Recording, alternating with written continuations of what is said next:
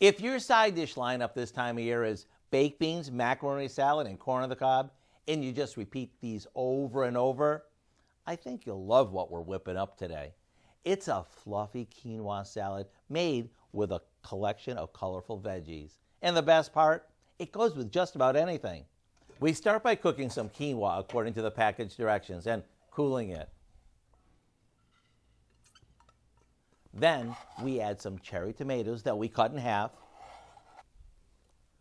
diced cucumbers, peeled or unpeeled, and some chopped red onion. Now we add a can of chickpeas that we drained really well. And to give this a fresh summery taste, we mix in a homemade vinaigrette that we made with a few off-the-shelf ingredients. After tossing all this together, we finish it off with some crumbled feta. Then we're good to go. You can serve this at room temperature or chilled if you prefer.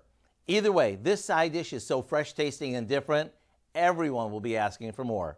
To get the recipe for our Garden Quinoa Toss, simply check out our website. I'm Howard with Kelly in the Mr. Food Test Kitchen, where today we found a colorful change of pace way for you to say, ooh, it's so good. That was a lot.